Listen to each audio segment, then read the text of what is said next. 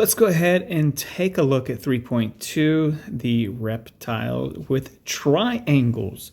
So again, at this point, you should know what a reptile is. It's a repeated shape that congruent shapes, you put them together and they create another shape that is similar to it, meaning it's the same shape, but just a different size. For example, if you look at these birds, all of these birds fit great together. They create what we call a tessellation. However, they are not reptiles, what we're studying as reptiles, because they do not create a bigger similar shape to itself. If they were, it would create a bird that looks like this, but that is bigger in shape. Or I mean bigger in size. All right. So what types of triangles are reptiles? That's kind of the big question that we're trying to answer here. So if we kind of look at this, I found this fascinating. Scientists, if you read the Did You Know, mathematicians and scientists are very interested in reptiles. There's lots of applications, actual applications with them in the world around us. They share many properties with strangely discovered crystal-like figures called quasi-crystals. And quasi-crystals do not have the translational symmetry of ordinary crystals, but they have other properties that ordinary crystals do not have.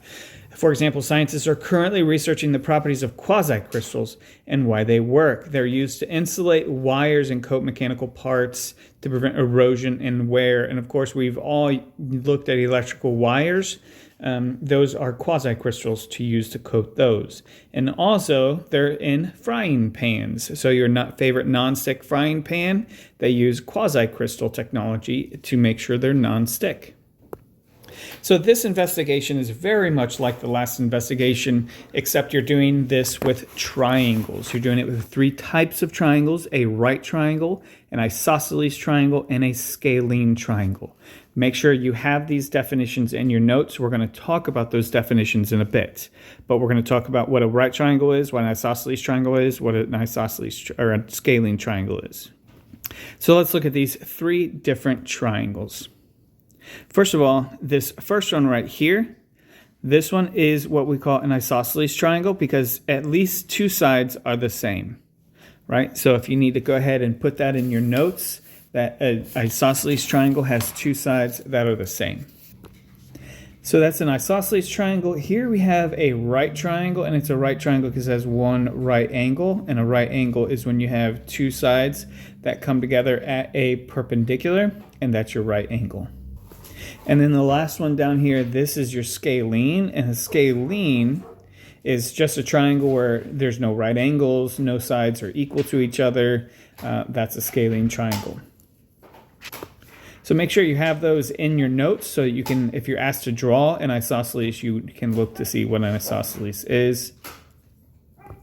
So now in this problem, I want you to go ahead and you can use the right triangles that we just saw. I want you to use a right triangle to make a larger reptile, use an isosceles triangle, and then congruent triangles to make a larger reptile, and then a scalene. Okay, so you're trying to figure out which ones of those you can make reptiles out of and which ones you can't, if there's any that you can't. Okay, so you're making reptiles out of those three types of triangles. Go ahead and do that. And then also you should be able to answer part B as well, because we already did that. And part B1 says, what's the scale factor from the original to the larger triangle? Explain your reasoning. So that's going to be dependent on your reptiles from part A.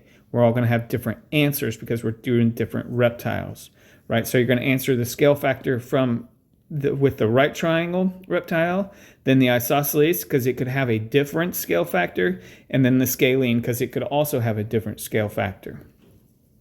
And then explain your reasoning, how you know that. Then talk about the perimeter from the larger to the original. So you're going the other way. You're going from the larger down to the original, and then also with the area from the larger to the original. Okay, and you'll see this is very similar to what we did with the quadrilaterals, but now we're looking at the perimeters, scale factors, and areas of triangles. Go ahead and try these on your own, and then come back to the video, and then we'll take a look at part C together. Okay, so let's take a look. This is an example of a scalene triangle, one of the ones that I showed you before. If you would have just copied that one over and over again like this one, you would come up with something like this. So here's your original, and then here is your copy. So your original has there's four of those originals in here. So you have 1, 2, 3, 4. So now let's look at, so yours should be something similar to this, but let's look at the scale factor. Okay, so with the scale factor, let's look at, okay, we went from, this is a length of 1, now it's a length of 2. So it goes from 1 to a length of now 2. So the scale factor is from the original to the bigger one, the scale factor is times 2. And then if you look at the perimeter, now with the perimeter, remember they asked to go from large to small. So now with the perimeter, you're going from here to there. And so the scale factor is going to be the reciprocal for the perimeter because it's large to small. The scale factor is going to be 1/2. Now for your area, remember it's not going to be the same as the perimeter or the scale factor for the sides. The area is different. So if you think about the area, we don't need to find the actual area of the original. Like here, I'll highlight it. Like if we think about the area of one of those, let's just say that that area is just 1. Whatever it is, it's one area of that. Now look how many of those exact same shapes we have in there, right? So whatever the area of one of those triangles was, it's going to be multiplied by 4 because now there's 4 of them in there. And so the area is going to be a multiplied factor by, or scale factor by 4, which remember, it's just to find the area, it's just the scale factor, which is 2, and you would square that. So 2 squared is 4. So that is our scale factor for the area. Now your answers might be a little bit different because your shapes would be different. So however many shapes fit inside that, that would be your area scale factor. Like for example here, right, in this middle one, there we go. In this middle one, you notice that they have 1, 2, 3, 4 shapes. So this has a scale factor of 2, but for the area, the scale factor is 2 squared, which is 4. Now over here, this has a scale factor of 1, 2, 3, 4, so scale factor of 4, but with the area, it's way different. The area is actually 4 squared, or 16. Because if you go through and count all of these shapes in here, there's going to be 16 of those shapes. So that would be the scale factor for the area. Okay, so again, your triangles may have been different unless you've used the ones that are on your shape sheet or on these lab sheets. Then they would look exactly like the one that I had. So part B should have already been done. Part A, you can make a reptile out of any of those unless you make a weird scalene triangle, but you still should be able to make reptiles out of them. But on B, we already looked at those. Make sure you're looking at those for all of them. Your right, your isosceles and scalene triangle, comparing the scale factor, the overall scale factor, and then the perimeter from the larger to the original, and then the area scale factor from the larger to the original. Now let's take a look at part C. Part C, just like with the quadrilaterals, we're going to extend the reptile patterns, and I want you to choose at least one of them. You have 3 patterns that you created, one's for a right, one for an isosceles, one for scalene triangles, and now I want you to take one of those and then sketch bigger ones. So make it even bigger, put more of those congruent triangles together to create a larger similar triangle to itself. All right, so show how they fit together. And then part 2, find the scale factor. So you're looking for the scale factor, and then also you're looking for the scale factor lengths, perimeters, areas, and then how do the angles change, if at all. Okay, so go ahead and answer part C using one of, I want you to use at least for one of those reptile patterns that you created and make a bigger one of the same shape and size, or same shape, different size. So if you did one like this and you created bigger reptiles, here's something that's kind of cool. I don't know if you realize this or recognize this at all, but this up here, right here, I'll highlight that. You can see that it's essentially this bigger reptile is that reptile then repeated in the same way that it was originally repeated, right? So you have this one, then you have this one, and then you have another one down here. That's that one. And then you have one right in the middle that's upside down, which is this one. So I'll highlight this one as well, right? And you can even repeat this on a bigger scale. So if we were to repeat this, you'd have another one right here, something like that, another one right here, and then you'd have, well, there should be another one in here like that, something like that. But it's the same pattern that's just repeated over and over again on itself. So it's similar to this. Let's look at this one with the triangles, right? So you have this original pattern here, which is, we can put that in the corner. And then to create this bigger reptile, it's just that pattern repeated over and over and over again to create then a larger reptile. Okay, so if we look at this one and talking about scale factors, real quick, if we look at this one talking about scale factors, so let's say this was a distance of 1, then you have a distance of 1, 2, 3, 4. So the scale factor is times 4. But then if you look at the perimeter, remember the perimeter is going to have the same scale factor. Even though we can't find the perimeter, we could even look at this.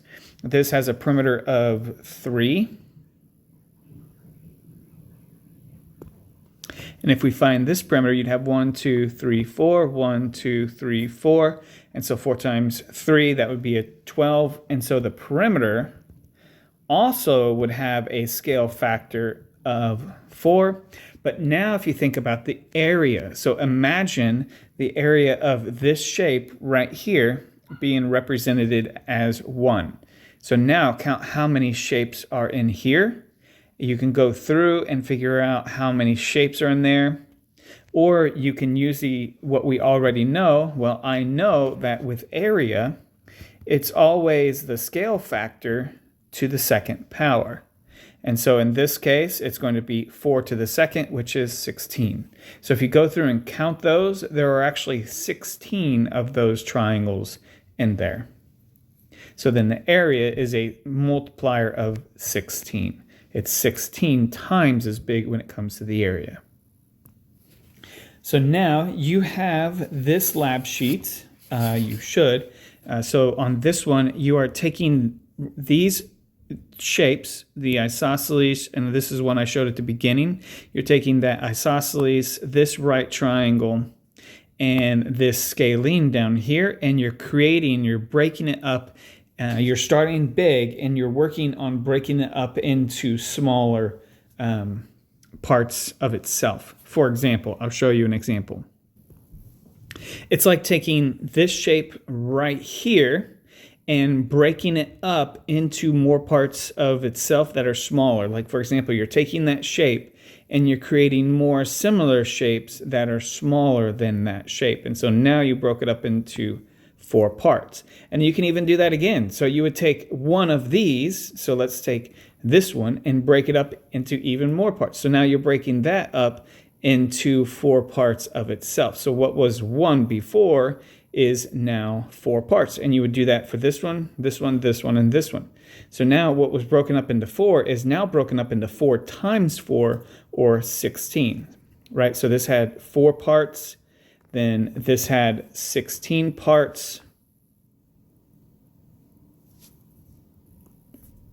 And if we keep going, if you count these are going to be 64 and so forth.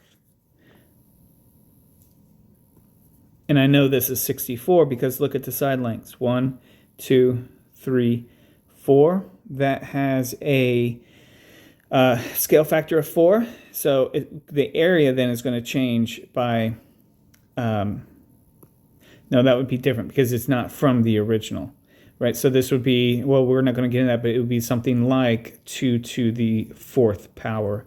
That would be 64. This would be 2 to the 5th power. I think like 256 or something. All right, but we don't have to do that. But what you're trying to do is you're trying to create something like one of those two right there using these shapes here, which are one of the lab sheets that I handed out or that are on my website that you are welcome to print. And here's that lab sheet. So again, all you're doing is tracing these and you're trying to create other triangles inside that are similar to that. Go ahead and take a couple minutes and try those on those 3 triangles. See if you can't make at least 4 triangles. You're not going to be able to make 3 or 2 or even 5 or 6. See if you can't make 4 and then 16. And here's one solution. So if you have the isosceles, breaking it up into parts of itself, again, 1, 2, 3, 4. Right? And then you can break each one of these up if you wanted to go even further. You can break each one of these up into 1, 2, 3, 4 parts. So you would just do that and then do it again and then again. And I'm just finding the midpoints of each of those and connecting them. And then again, like that. And so now it went from 4 to 16. It went from 2 squared to 2 to the 3rd. And if I did it again in each one of these, so imagine doing this yet again in every single one of these, I would go from 2 to the 3rd number of triangles to 2 to the 4th number of triangles in there. Okay, so you should at least done that for those 3. So here's for the other triangles, the right triangle and then the scalene, what that would look like. And again, you can break those up also. Should look something like that. That. And that is broken up yet again. Now I had 2 to the 2nd, which is 4, but now I broke those up again. I have 2 to the 3rd, which is 16 triangles. If you go through and count those, you'd have 16 triangles. Go ahead and try to answer parts E. We've talked about this several times, looking at those shapes. Go ahead and try to answer numbers 1, 2, and 3 there, and then come back to the video to see how you did.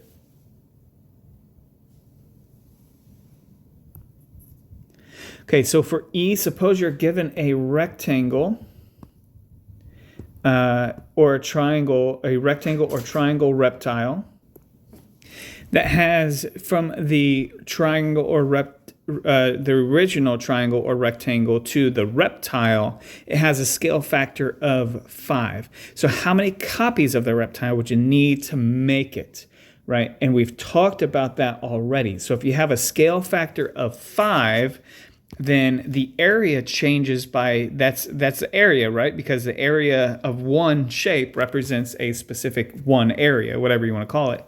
So the area is going to be the scale factor squared.